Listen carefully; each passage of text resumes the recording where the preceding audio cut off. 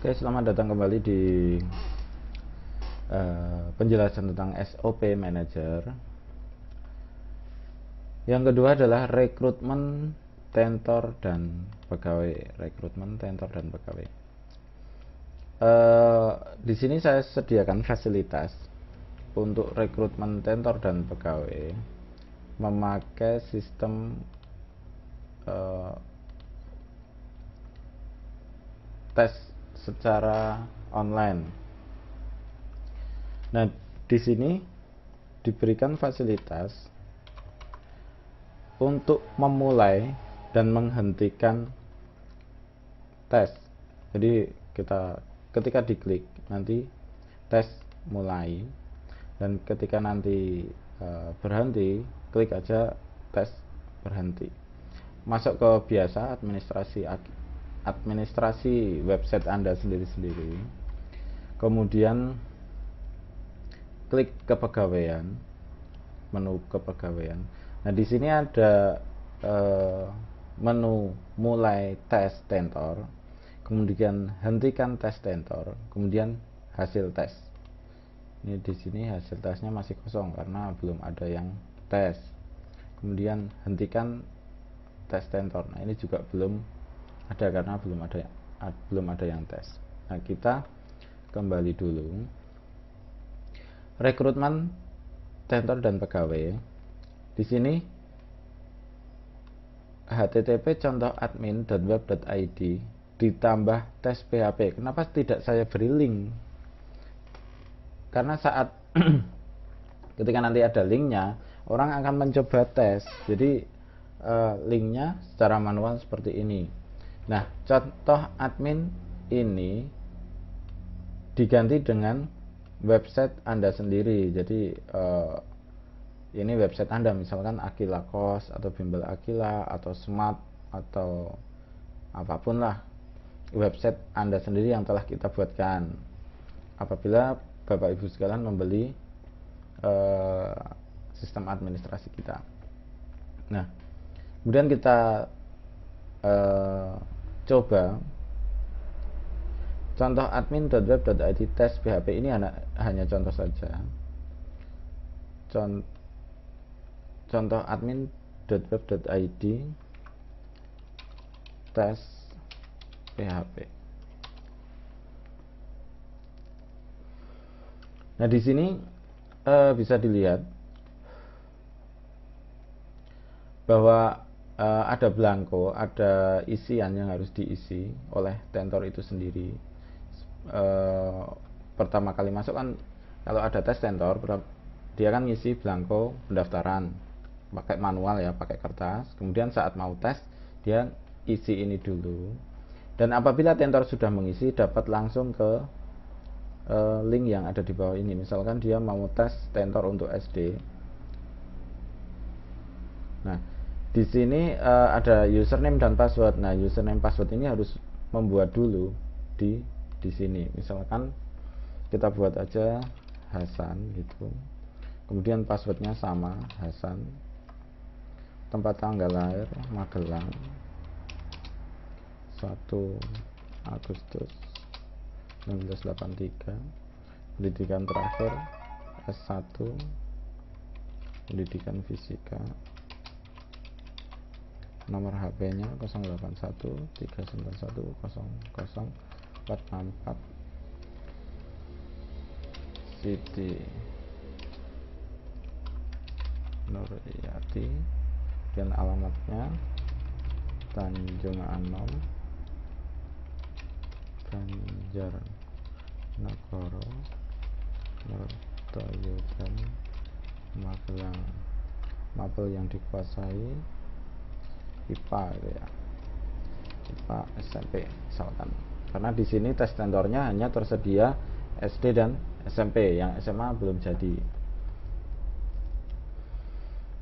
Kemudian pada jenjang mengajar pada jenjang, nah ini di sini cuma ada isian SD dan SMP. Kenapa? Karena tes ini hanya untuk SD dan SMP untuk sementara, yang SMA belum jadi, sedang kita usahakan. Misalkan untuk SD dan SMP, kemudian klik lanjut. Nah, di sini bisa dilihat ada link untuk masuk ke tes. Misalkan saya mau tes IPA SMP. Nah, ini diisi username yang tadi yang sudah dibuat. Hasan, kemudian Hasan juga, login. Kemudian mulai tes. Nah, ini ketika tadi tesnya itu dihentikan, ini saya coba saya hentikan di memakai komputer lain.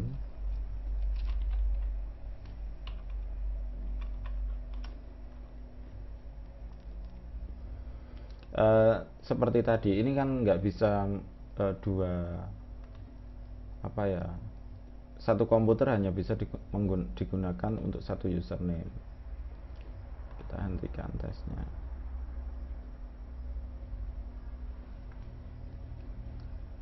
Nah, ini ketika mulai tes akan ada tulisan tes kompetensi Tentor selesai, semoga berhasil di tes tahap selanjutnya. Atau ini nggak bisa, kalau ini udah dihentikan berarti ini tidak bisa masuk. Kita cek mulai tes juga nggak bisa masuk. Hasil nilai juga belum keluar karena belum mengerjakan soal. Kemudian ketika kita klik di administrasi mulai tes Tentor, di sini mulai tes juga bisa keluar. Nah, seperti ini. Jadi ada mulai, ada berhenti.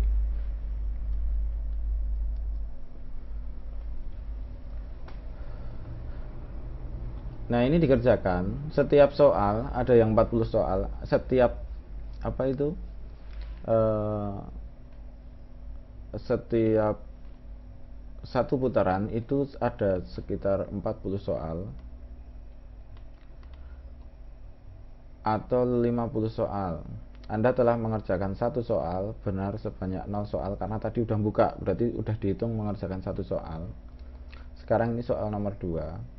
Dan misalkan kita berikut ini yang termasuk gelombang transversal kecuali gelombang bunyi B ya. Jawaban benar. Nah, ini sampai, nah kalau benar di sini juga ada benar satu soal.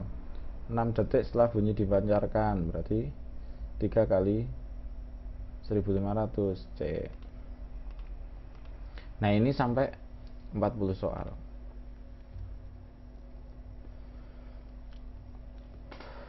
Nah,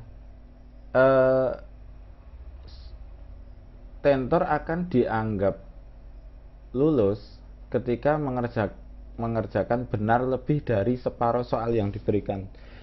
Misalkan ada 40 soal, dia harus benar 21 agar bisa mendapatkan nilai. Kalau dia cuma benar, misalkan ini jawab terus ya,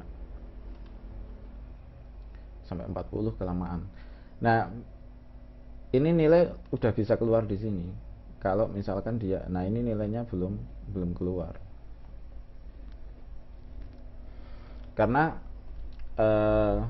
dia belum selesai 40 soal. Nah, kemudian nilai yang dipakai adalah nilai yang terakhir dikerjakan.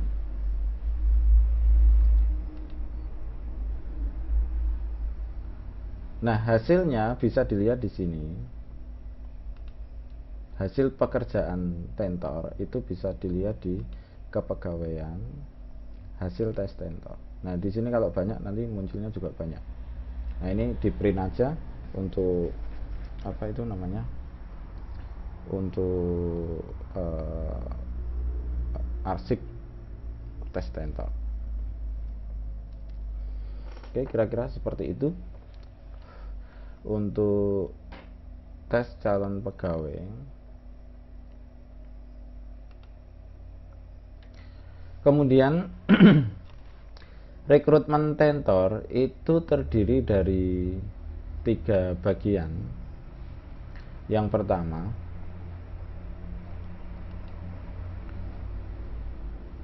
kita buat satu lagi ya.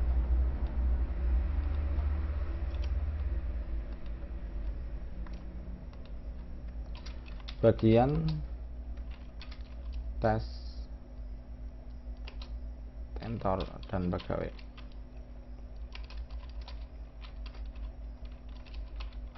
Bukan bagian, tahap.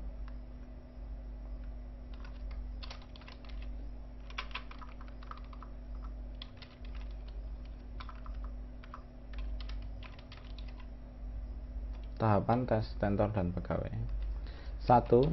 Tes tertulis. Yang tadi pakai bisa pakai kertas, bisa pakai bisa pakai website tadi. Pakai kertas juga nggak apa-apa. Biasanya sampai saat ini kita juga masih pakai kertas. Ini baru mau launching besok, mencoba memakai tes yang secara online. Kemudian yang kedua, wawancara. Dalam tahapan wawancara itu yang pertama yang ditanyakan adalah 1. Tujuan bekerja. Yang kedua, tes psikologi.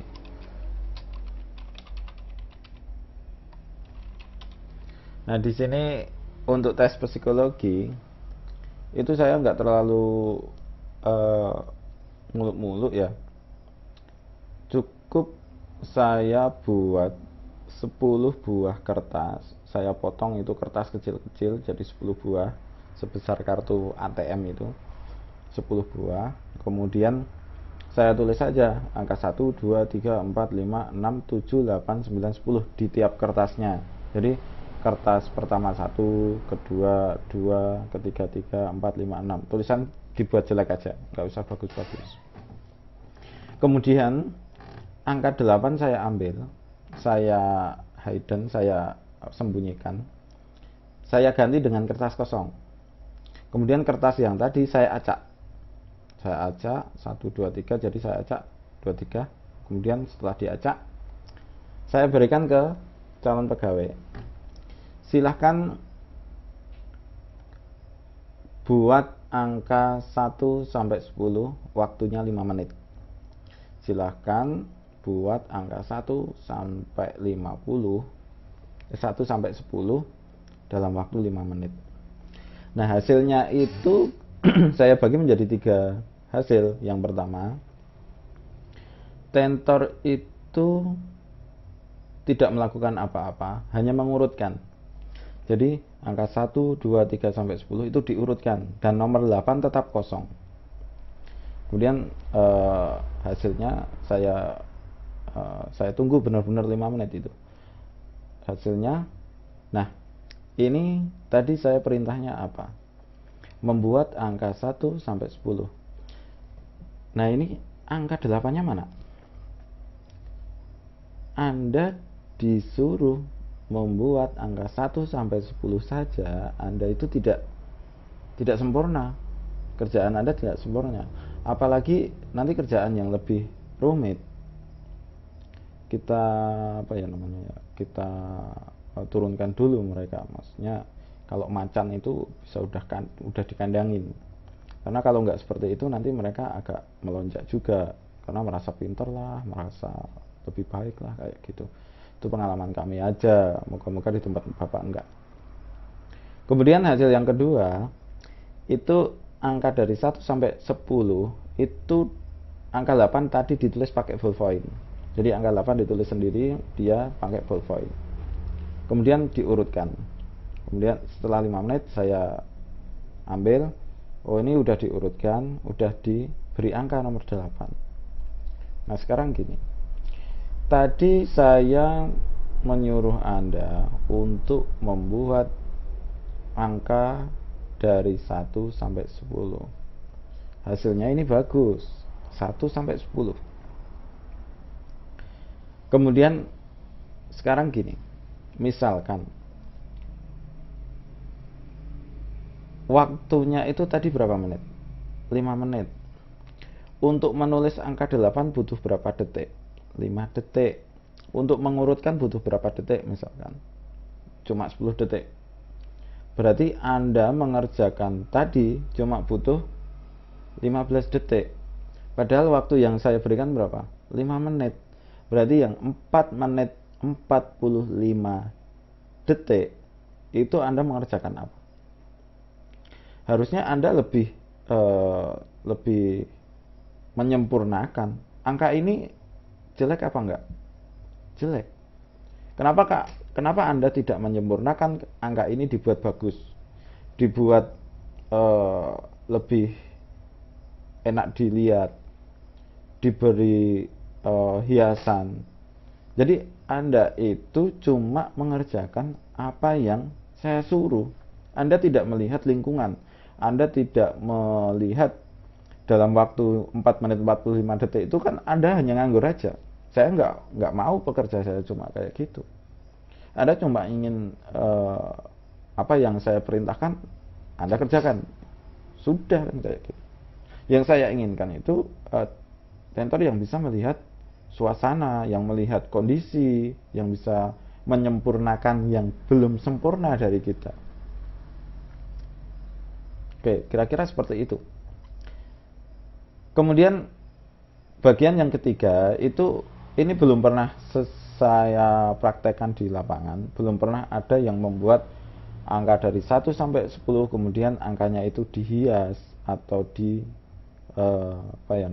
dirapikan lah. Karena memang pertama saya itu nulis angka 1 sampai 10 itu tak buat sejelek mungkin. Itu untuk tes psikologi. Dari situ Anda bisa melihat bahwa karakter mereka itu seperti apa. Yang ketiga adalah tes pengenalan gaji. Intinya tentang gaji, sistem gaji. Untuk sistem gaji kita berikan tabelnya.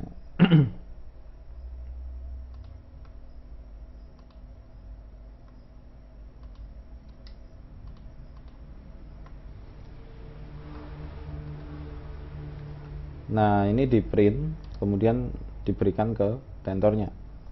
Nah, misalkan seperti ini. Nanti dibuatkan model gajinya itu seperti apa gitu. Nah, kelihatannya di ini ada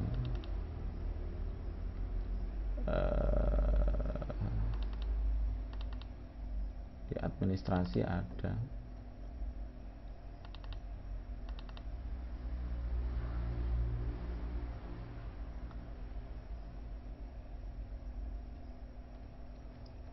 Sebentar, agak lama.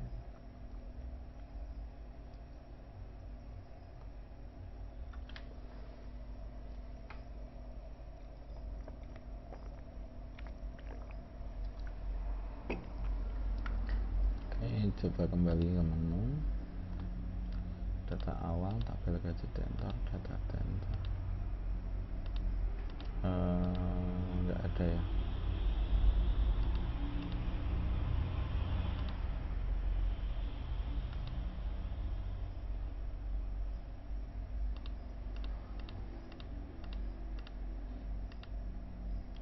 Intinya seperti ini, kita buat aja.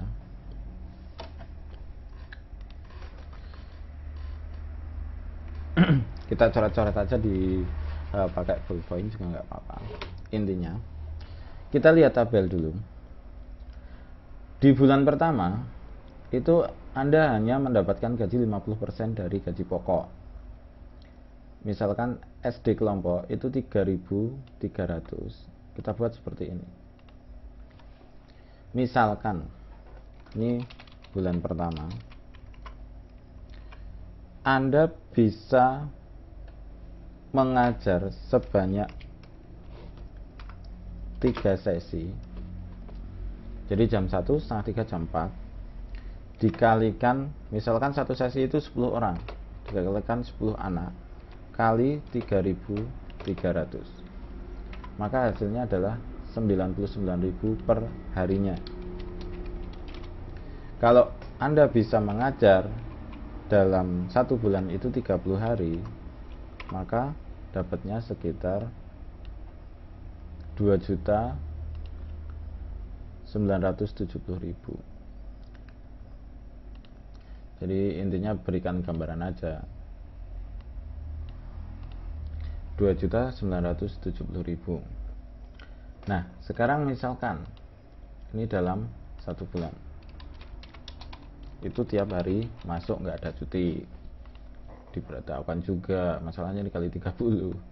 Nah, sekarang kita misalkan kalau dia ngajar di setelah 6 bulan, artinya satu orang itu harganya 6.600. Maka bisa dihitung di sini.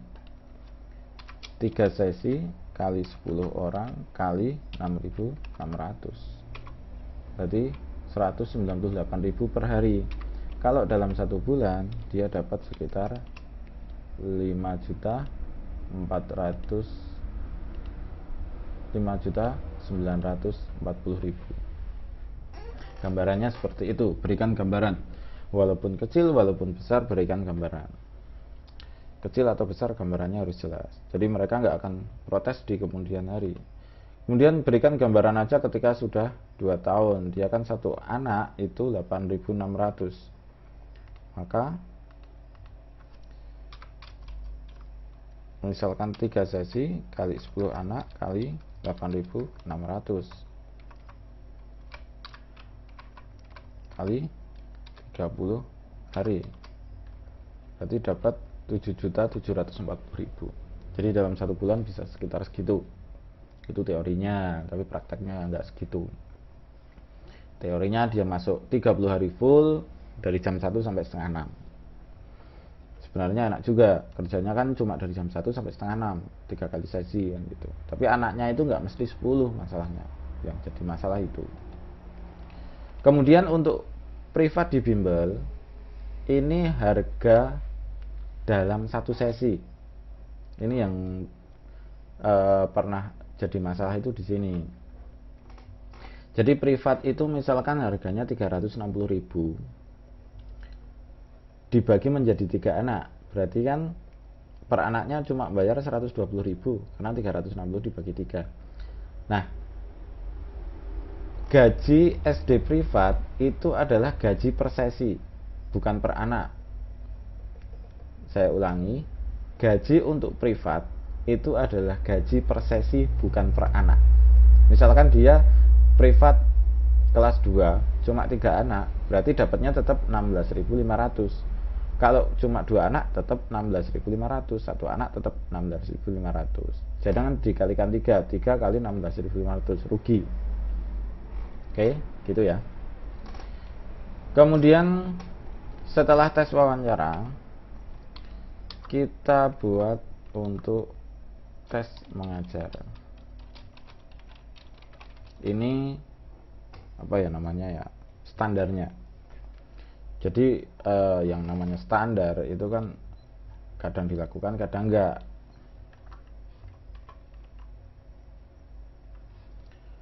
Nah, tes mengajar itu nggak usah kita terus micro teaching, tentornya suruh ngajar. Kalau pertama kali iya. Misalkan ada tentor matematika masuk, dia mau tentor matematika SMA, udah suruh ngajar aja di depan kita.